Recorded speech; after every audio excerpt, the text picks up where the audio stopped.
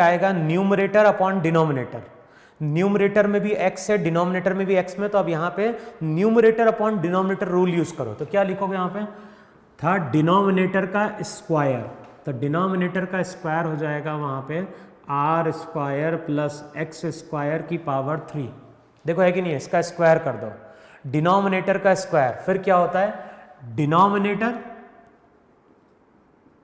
Are square plus x square to the power 3/2, denominator into differentiation of numerator, तो x का क्या हो गया 1 minus numerator into differentiation of denominator.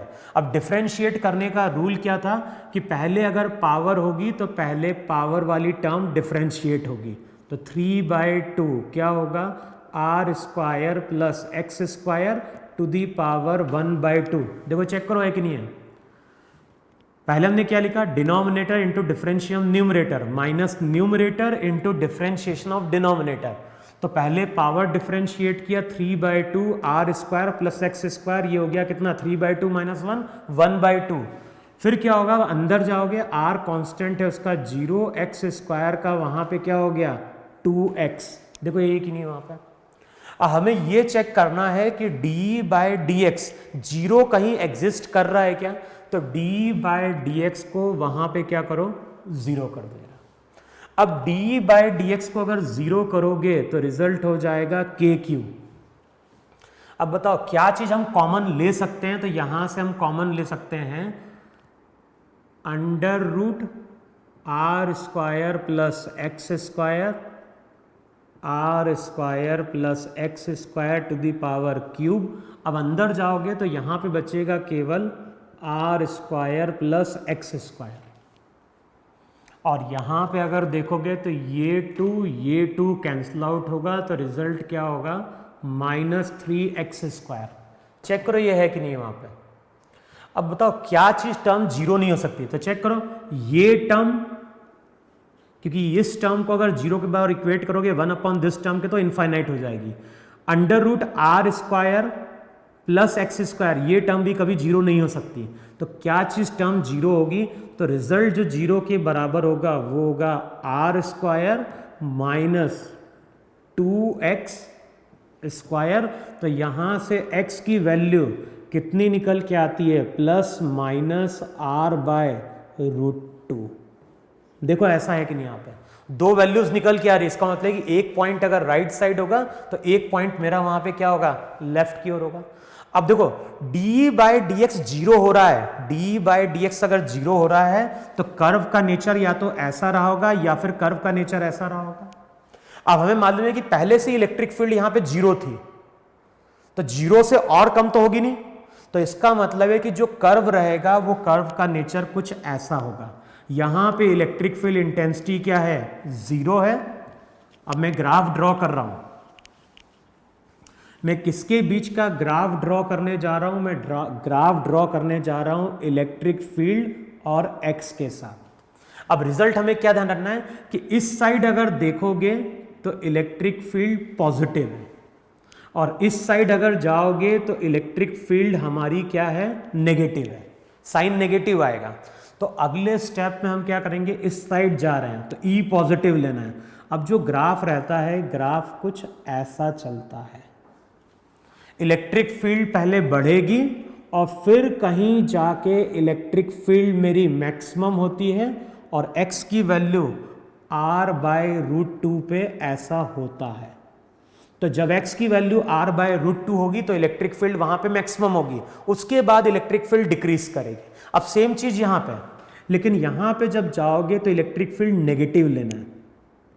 Negative का मतलब यहां पे ये पॉजिटिव वैल्यू है, ये तुम्हारी क्या है नेगेटिव है, तो इस साइड जाओगे तो ग्राफ फिर से यही चलेगा। ध्यान है, नेगेटिव का मतलब क्या है, नेगेटिव का मतलब डायरेक्शन है, इलेक्ट्रिक फील्ड वेक्टर क्वांटिटी है, तो पॉजिटिव नेगेटिव केवल डायरेक्शन है और कोई इसका मतलब नहीं है। तो यहां पे इसका डायरेक्शन लेफ्ट की ओर है, तो हमें चाहिए नेगेटिव। अब इलेक्ट्रिक फील्ड यहां पे भी क्या होती है, पहले इंक्रीज करती है फिर उसके बाद वो डिक्रीज करती है, और अगेन ये जो वैल्यू आती है ये वैल्यू आती है -r/√2। तो ये रिजल्ट ध्यान रखना है। रिंग के कारण जो इलेक्ट्रिक फील्ड इंटेंसिटी है, एक तो उसका फॉर्मूला ध्यान रखना है। फॉर्मूला हमारा क्या निकल के आया है? फॉर्मूला हमारा निकल के आया है E equals to k q x upon r square plus x square to the power 3/2। तो ये रिजल्ट ध्यान रखना है। और जब भी हम इलेक्ट्रिक फील्ड की बात करेंगे, इलेक्ट्रिक फील्ड कुछ इस तरह से वेरी करती है। इलेक्ट्रिक फील्ड कहाँ पे मैक्सिमम होगी? तो इलेक्ट्रिक फील्ड मैक्सिमम होगी r/√2 पे। हमें वो पोजीशन मालूम है। x की वैल्यू अगर तुम यहां पे पुट करोगे, तो अगर क्वेश्चन में पूछता है कि what is the maximum value of electric field, तो हम x की जगह क्या पुट कर देंगे? x की जगह r/√2 पुट करेंगे, तो हमें क्या मिल जाएगी? इलेक्ट्रिक फील्ड मिल जाएगी वहां पे। क्लियर? अब जैसे देखो वहां पे हमारे पास एक रिंग है, और ध्यान ना, ये जो रिंग है, ये रिंग मेरी अभी हॉरिजॉन्टल प्लेन में, तो ये मेरा हॉरिजॉन्टल प्लेन है। इस हॉरिजॉन्टल प्लेन में हमारे पास क्या है? एक रिंग है। रिंग को मान लो इस तरह से हमने अभी किसी चीज से फिक्स कर दिया। यहां पे जो चार्ज पार्टिकल है, वो चार्ज पार्टिकल मान लो मेरा यहां पे पॉजिटिव है।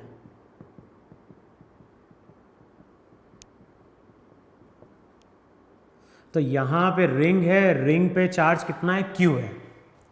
ये चार्ज पॉजिटिव है। अब इसके सेंटर से कुछ ऊपर, सेंटर से कुछ ऊपर, तो ध्यान रखना यहां पे अगर देखोगे, अगर ये चार्ज पॉजिटिव है तो इस पॉइंट पे अगर देखोगे तो इलेक्ट्रिक फील्ड ऊपर की ओर होगी। इस पॉइंट पे जाओगे तो इलेक्ट्रिक फील्ड क्या होगी? नीचे की ओर होगी। तो केवल क्या चेंज आएगा? ये इलेक्ट्रिक फील्ड y हो जाएगी और x की जगह वहां पे क्या हो जाएगा? y हो जाएगा। तो इसको हम ऐसे बोल सकते हैं, ये EY, ये हो गया y की वैल्यू जब r/√2 होगी या y की वैल्यू -r/√2 होगी, तो इलेक्ट्रिक फील्ड क्या होगी? मैक्सिमम होगी। अब ध्यान रखना, ये रिंग तो मेरी पॉजिटिवली चार्ज है और ये फिक्स्ड है। अब इससे कुछ y हाइट पे या h हाइट पे यहां पे हम एक और Q चार्ज को लेके आ रहे हैं। अब हमें मालूम है कि इसके कारण यहां पे इलेक्ट्रिक फील्ड कहां है? ऊपर की ओर है। अब प्रॉपर्टी क्या थी? अगर पॉजिटिव चार्ज होगा तो इलेक्ट्रिक फील्ड के अलोंग ही वो क्या करेगा? फोर्स एक्सपीरियंस करेगा, और फोर्स कितना होगा? Q इंटू EY होगा। अब साथ में यहां पे मैं बात कर रहा हूं किसकी? ग्रेविटी की भी, ग्रेविटेशनल फील्ड की भी। मान दो इस चार्ज पार्टिकल का मास है m। अब बताओ, इस चार्ज पार्टिकल का अगर मास m होगा, तो ये जो इलेक्ट्रिक फील्ड फोर्स अप्लाई कर रही है, उसके कारण ये चार्ज पार्टिकल ऊपर जाने की कोशिश करेगा। लेकिन अगर चार्ज पार्टिकल का मास होगा, तो उसका वेट कहां एक्ट कर रहा होगा? उसका वेट एक्ट कर रहा होगा नीचे की ओर। और अब क्वेश्चन में क्या बोल रहा है कि जब चार्ज पार्टिकल को हमने h हाइट पे लाके प्लेस किया, चार्ज पार्टिकल को जब हमने h हाइट पे लाके प्लेस किया, तो ये चार्ज पार्टिकल अभी मेरा कैसा है? रेस्ट में। समझ में रहा है? चार्ज पार्टिकल क्यों रेस्ट में? क्योंकि इस रिंग ने जो इलेक्ट्रिक फील्ड क्रिएट करी है, वो फोर्स कहां अप्लाई कर रही है? ऊपर की ओर अप्लाई कर रही है। और उस फोर्स को कौन बैलेंस कर दे रहा है? उस फोर्स को बैलेंस कर दे रहा है उसका वेट। तो इस पॉइंट पे अगर देखोगे तो दोनों फोर्स हमारे बैलेंस हो गए, और दोनों फोर्स अगर हमारे बैलेंस हो गए हैं, तो हम क्या बोलेंगे? तो हम लोग बोलेंगे कि ये चार्ज पार्टिकल हमारा कैसा है? इक्विलिब्रियम में। अब मैं अगर तुमसे पूछता हूं कि ये इक्विलिब्रियम मेरा कैसा है, ये इक्विलिब्रियम मेरा स्टेबल है या फिर ये इक्विलिब्रियम मेरा कैसा है? अनस्टेबल। और ध्यान ना, ऐसा ही रिजल्ट तुम्हारा ग्रेविटेशन में भी था। ग्रेविटेशन में भी वहां पे रिंग थी, रिंग का मास था, और वहां पे हम रिंग के कारण वहां पे कैलकुलेट करते थे ग्रेविटेशनल फील्ड इंटेंसिटी। अब मैं अगर तुमसे पूछता हूं कि ये जो चार्ज पार्टिकल है, इसका इक्विलिब्रियम स्टेबल है या अनस्टेबल है, तो लास्ट लेक्चर में हमने क्या डिस्कस किया था कि अगर मुझे इक्विलिब्रियम को चेक करना है कि ये इक्विलिब्रियम स्टेबल है या अनस्टेबल है, तो उस केस में हम चार्ज पार्टिकल को स्मॉल अमाउंट से डिस्प्लेस करते थे। अब देखो ध्यान रखना, यहाँ पे दो केसेस पॉसिबल हैं। पहला केस क्या पॉसिबल है कि जिस हाइट की हम बात कर रहे हैं, जिस हाइट की हम बात कर रहे हैं वो हाइट r/√2 से कम है। तो देखो ऐसा केस बन गया कि नहीं बन गया? पहला केस क्या पॉसिबल है? पहला केस पॉसिबल है कि ये जो h हाइट है, ये h हाइट r/√2 से क्या है? कम है। अब चेक करो जरा, अगर ऐसा होगा तो होगा क्या? अभी यहां पे mg नीचे की ओर था, इलेक्ट्रिक फील्ड कहां थी? ऊपर की, फोर्स भी ऊपर की ओर था, इलेक्ट्रिक फील्ड भी अभी कहां थी? ऊपर की ओर थी। अब मान लो चार्ज पार्टिकल को हम इस पॉइंट से क्या कर रहे हैं? डिस्प्लेस कर रहे हैं ना, इस पोजीशन को अब इस पोजीशन से रिलेट करो। अभी जो चार्ज पार्टिकल है वो h डिस्टेंस पे है, और अगर ये चार्ज पार्टिकल h डिस्टेंस पे है तो इसका मतलब है इलेक्ट्रिक फील्ड अभी बढ़ रही है। इस रिजल्ट को देखो, अगर जब तक हम r/√2 तक नहीं पहुंचेंगे तब तक इलेक्ट्रिक फील्ड कंटिन्यूअसली क्या हो रही है? इंक्रीज कर रही है। इसका मतलब है कि अगर मैं चार्ज पार्टिकल को अब यहां से डिस्प्लेस करूं, कहां की ओर डिस्प्लेस करूं? ऊपर की ओर।